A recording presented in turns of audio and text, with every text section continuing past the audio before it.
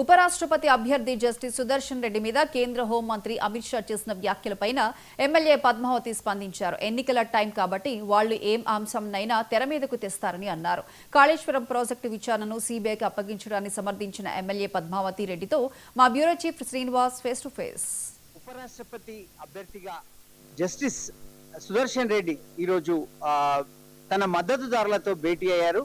ఇదే అంశంపై మనతో మాట్లాడేందుకు ఎమ్మెల్యే పద్మావతి గారు ఉన్నారు. వారి మాటల్లో అభ్యర్థిత్వం పట్ల తన అభిప్రాయం తెలుసుకుందాం. మేడం చెప్పండి, జస్టిస్ సుదర్శన్ రెడ్డి అభ్యర్థిత్వాన్ని పట్ల మీరు ఎట్లా మీ అభిప్రాయం ఏంటి? I think it's a great choice.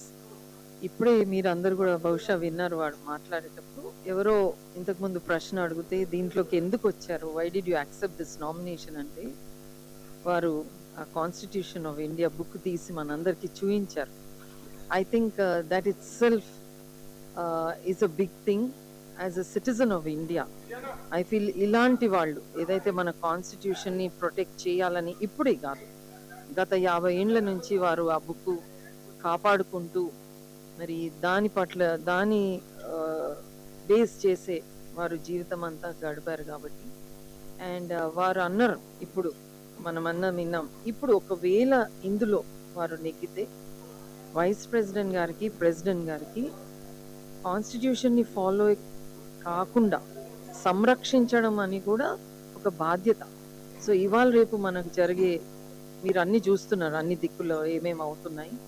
దాంట్లో మరి ఇంత పెద్ద స్థాయికి సుదర్శన్ రెడ్డి గారు ఎంపికై ఆ స్థానంలో ఉంటే తప్పకుండా బిఆర్ అంబేద్కర్ గారు ఆలోచించి మన భారతదేశాన్ని ఈ కాన్స్టిట్యూషన్ ఆఫ్ ఇండియా ద్వారా నడపడానికి ఏదైతే తను విజన్ పెట్టుకున్నారో అది ఇంకా ఎన్నో ఏళ్ళు. ఇదే సమయంలో ఇంకొక చర్చ కూడా జరుగుతుంది మేడం.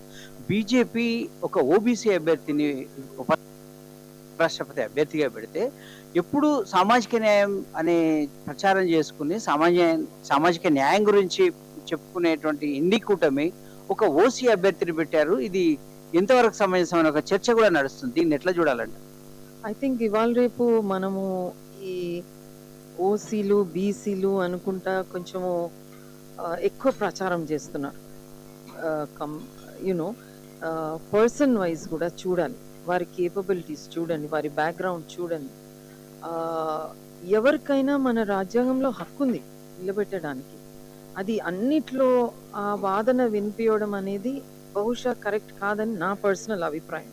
పార్టీలకు అతీతంగా నా పర్సనల్ అభిప్రాయం. కేపబుల్ ఎవరైనా నామినేషన్కి ముందుకు రావచ్చు, ఎవరికైనా అందరికీ హక్కు ఉంది. సో డెఫినెట్గా అందులో భాగంగా చూస్తే ప్రతి పౌరునికి హక్కు ఉంది ఏ పోస్ట్ కైనా నిలబడడానికి. అలాగే అమిత్ షా సుదర్శన్ రెడ్డిపై చేసిన వ్యాఖ్యలను మీరు ఎట్లా చూస్తారు? సల్వా జడుం తీర్పు విషయంలో వారు ఇప్పుడే సుదర్శన్ రెడ్డి గారే ఆన్సర్ చేశారు. అది మరి దాని మీద అది మనం కమెంట్ చేయము, అది వారి అభిప్రాయం కాబట్టి వారు ముందర పెట్టారు. వారికి రాజకీయ కాన్స్టిట్యూషన్ పరంగా హక్కు ఉంది కాబట్టి వాళ్ళ అభిప్రాయం వారు చెప్తారు. నక్సలిజం ఒక 20 ఏళ్ల పాటు కొనసాగడానికి మనుగడ కోసం ఆ తీర్పు ఉపయోగపడ్డది అనేది ఇక్కడ చర్చ జరుగుతుంది. అమిత్ షా గారు వారు ఏమన్నా అంటారు, ఇప్పుడు ఎలక్షన్ పోటీలో తీసుకొచ్చారు, మరి ఏమన్నా అనొచ్చు. అది అన్నంత మాత్రం అది కరెక్ట్ అని తప్పని ఇప్పుడు మనం అయితే ప్రస్తావన చేయవచ్చు. నేను అందులో I will not want to comment it.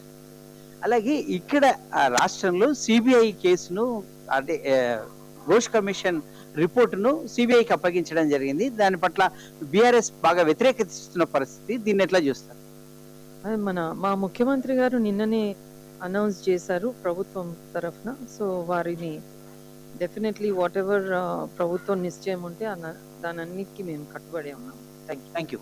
ఇది మొత్తం మీద ఉపరాష్ట్రపతి అభ్యర్థిత్వంలో వ్యక్తిత్వాన్ని చూడాలి, సామాజిక అంశమే కాదు అని చెప్తున్నారు. అలాగే సిబిఐకి ఈ ఘోష్ కమిషన్ విచారణను ఏదైతే కాళేశ్వరం విచారణను అప్పగిప్పారో అది ముఖ్యమంత్రి అన్ని ఆలోచించి నిర్ణయం తీసుకున్నారో ఆ నిర్ణయానికి మేము కట్టుబడి ఉంటున్నాము అని చెప్తున్నారు. అలాగే ఉపరాష్ట్రపతి అభ్యర్థి సుదర్శన్ రెడ్డి పైన అమిత్ షా చేసిన వ్యాఖ్యలు కూడా ఆయనకే వదిలేస్తున్నాము, అది ఆయన ప్రచారంలో భాగంగా చేసే వ్యాఖ్యలు, దాంట్లో నేను స్పందించేది ఏమి లేదంటూ మరొక వైపు ముఖ్యంగా ఉపరాష్ట్రపతి అభ్యర్థిగా ఆయనకున్న వ్యక్తిత్వం, ఆయనకున్న శక్తి సామర్థ్యాల్లో ప్రధానంగా చూడాలని కూడా ఓటర్లకు ఎవరైతే ఉపరాష్ట్రపతి ఎన్నికల్లో ఓట్లు వేస్తారో వారికి తను చెప్తున్న అంశంగా ఎమ్మెల్యే పద్మావతి తన అభిప్రాయాన్ని వ్యక్తం చేస్తున్న పరిస్థితి. వీడియో జర్నలిస్ట్ రసూల్తో 99 టీవీ బ్యూరో చీఫ్ రిపోర్టర్